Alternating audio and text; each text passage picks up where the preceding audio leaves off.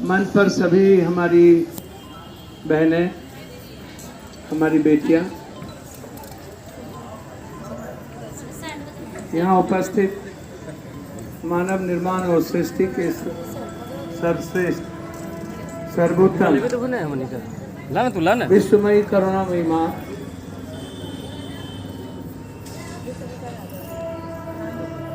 जो जीवन की खूबसूरती के उत्कृष्ट आयाम है, पूरी दुनिया के रचनाओं के सृष्टि के निर्माण के आप एक ऐसी बेमिसाल शक्ति है। आप अनमोल हैं। दुनिया में आपका सम्मान कभी नहीं हुआ। शारीरिक रूप से हमेशा इस दुनिया में महिलाओं को कमज़ोर आंका गया। आप मेरे लिए मेरी माँ बहन की तरह हैं।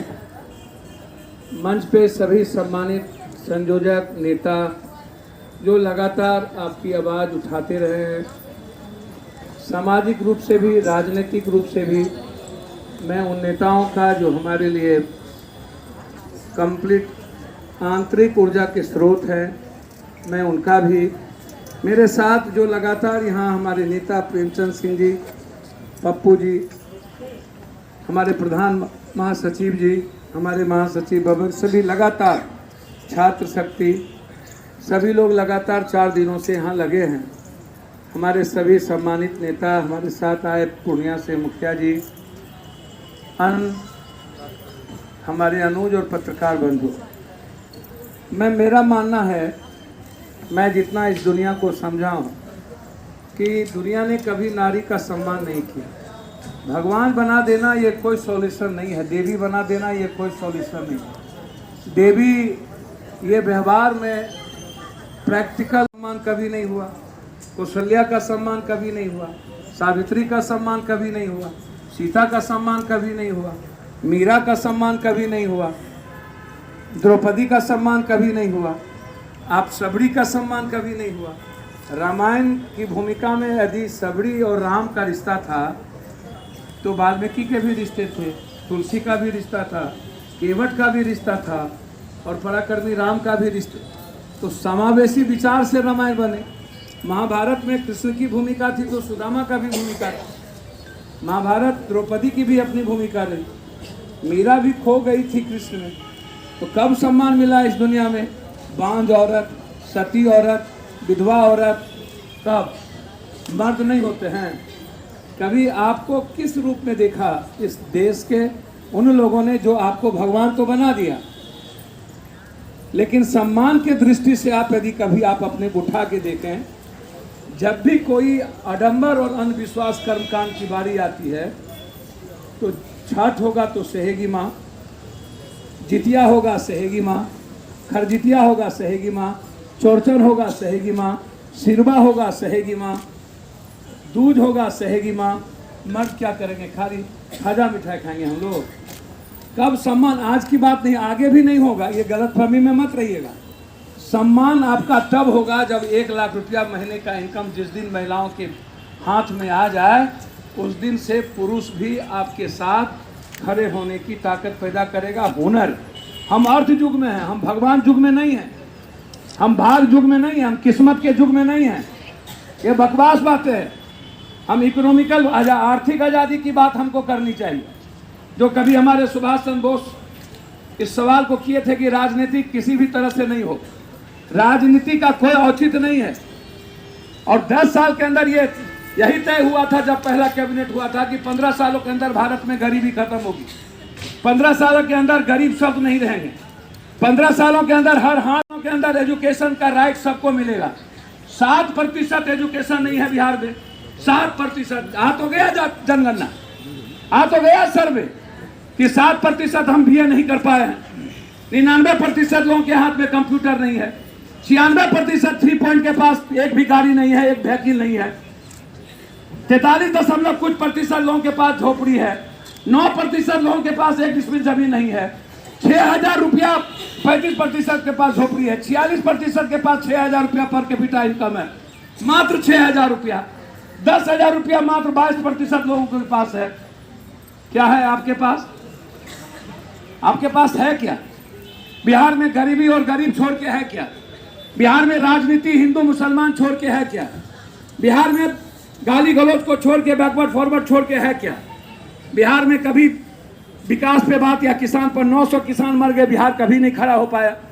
आप जो दीदी हैं यहाँ पर बैठे हुए, हमेशा अगले बार भी अनीता जी हैं यहाँ पर, आप जब भी कभी सेविका दीदी का आवाज हुआ, पर अगला बार सबसे पहला आंसू गैस हम पर चला था, लाठी चली थी।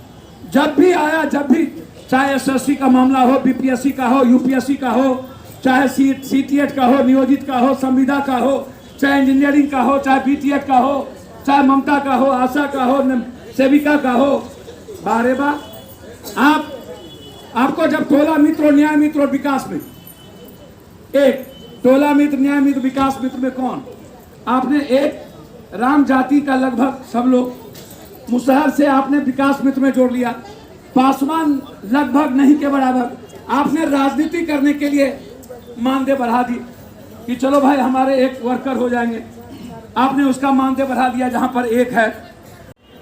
सच बोलने वाले बहुत गुनहगार हो जाता है।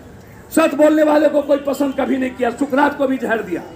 सच बोलने वाले को कभी भगवान बना दिया, लेकिन उसको जीते जी इस इंसान ने जस्टिस क्राइस्ट को सूली पर लटका है, बुद्ध को आपने मार लाठी भगा दिए, वाल्मीकि को माने, संत रविदास को माने, किसको माने आप लोग? कृष्ण को गुजरात भगा है, शिव को जहर दिए, राम को आपने भगा दिया, किसको माना?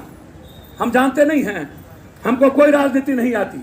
मेरी बहन है जिससे हम प्यार करते हैं और जिसके लिए जीते हैं ना, उसके लिए दुनिया से लड़ने की खुब्बत है और मरने का भी जज्बा पप्पू यादव के भीतर।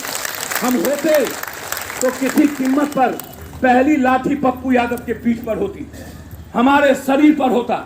हम होते तो मेरे पीठ पर गोली चलती, तभी गुड़िया या किसी पर लाठी चलती, अनीता पर या किसी पर हाथ टूटते। कौन अधिकार दिया आपको? आप पानी चला देते, आप आंसू गैस चला देते। आपने मर्दों से लाठी कैसे चलवाया? कैसे चलवाया आपने मर्दों से लाठी? क्या ये कानून में है? क्या ये राइट है कि हमारी बहनों को जहां मन वहां मारो, माथा तोड़ दो, लाठी उठा दो, हाथ तोड़ दो? क्या मांग रहे थे ये लोग? आप तो शुरू से कह रहे हैं कि मैं मांग पूरा करूंगा।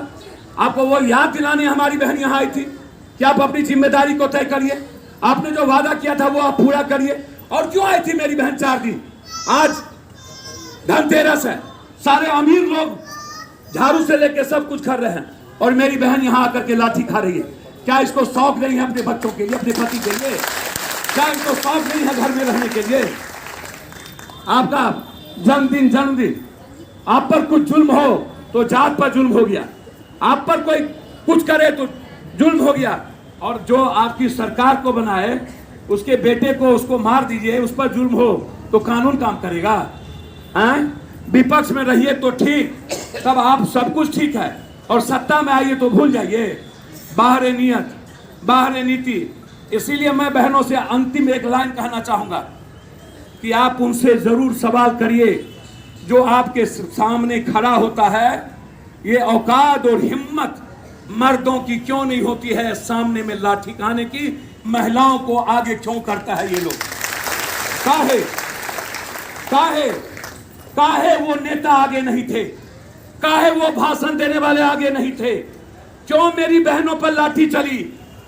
और जो लोग समझौता की बात करते हैं, जो लोग हेड न्यूज बनाते हैं कि समझौता हो जाएगा, जो दलाल है, उस दोगले और दलाल से बात मत करिए। मैं आग्रह करता हूं, मत उसको मंच पर चढ़ने दीजिए, मत उसका इस्तेमाल होइए। आप इस्तेमाल होते हैं, मन बढ़ जाता है।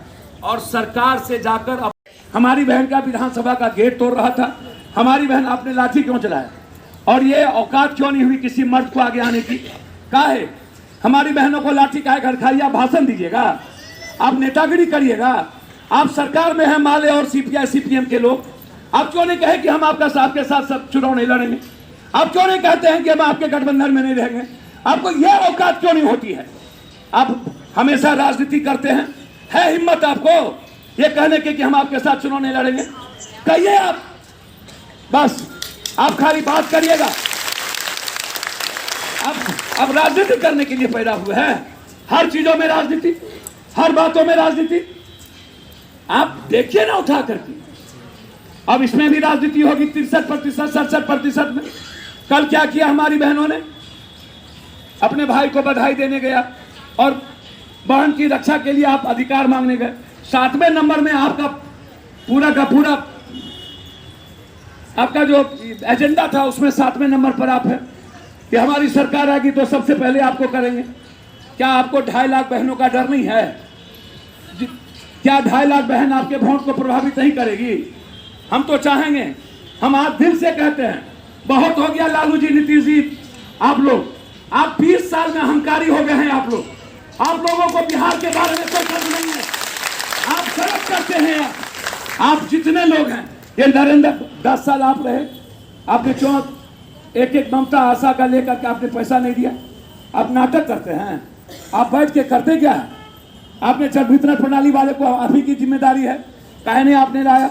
आप मुखिया जी को आप ग्राम सभा से हटा दिए, सचिव को आप हटा दिए, सरपंच का अधिकार आप नहीं देते हैं।